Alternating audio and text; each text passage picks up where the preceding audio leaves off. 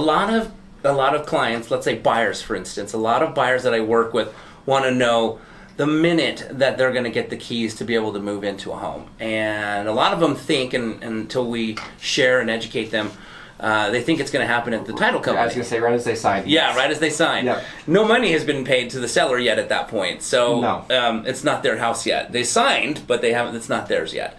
And the REPC, if I'm not mistaken, says that the title company has up until 4 days to record. Is that correct? Yes. So it's 4 days to record. Okay. But that's only if we have conflicting instructions or somebody signed but they don't want it to record yet. Okay. Typically, it's going to record that same day, or Okay. it's going to record the next day. Gotcha. Depending on how the buyer and the seller want that set up. Got it. We don't like to hold them for longer than we have to. Of Right. course.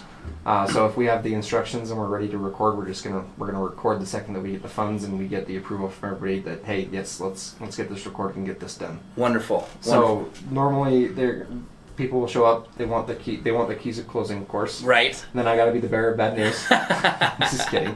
No, all the agents out there are really great at informing their clients that, hey, we're gonna have to sign, and then you're gonna get your keys a little bit later. Right. Maybe tomorrow. Maybe tomorrow. If it's Friday, maybe Monday. If it's Friday, maybe Monday. Yeah. And if Monday's the 4th of July, maybe Tuesday. Maybe Tuesday.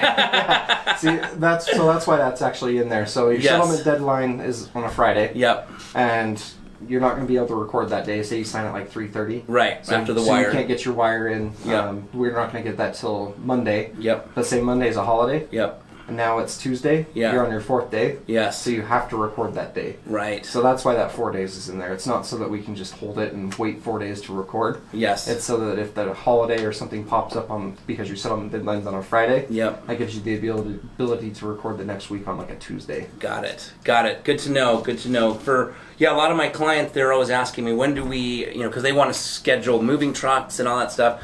And so I'm always sharing with them, it's at the time of recording. And depending on what time we go in to sign, if it's after the wire deadline, then it's not going to record till the next business day. So, and I think part of the reason for that is because the real estate contract says closing. Yes. Which closing includes funding. Yes. And a lot of people just hear the word closing and they're coming in to close. Yes. So that's where a little bit of confusion comes from usually. I agree, because really they're going in for settlement. Yeah, they're going in for settlement. Yeah. You're just coming in to sign documents. Yep. And then your closing actually happens as soon as we record on those documents. Exactly, yep. It's kind of confusing lingo that we use in the industry. And we try to make it as confusing as possible. Yeah, exactly. Just so you have to call us and ask questions. Right.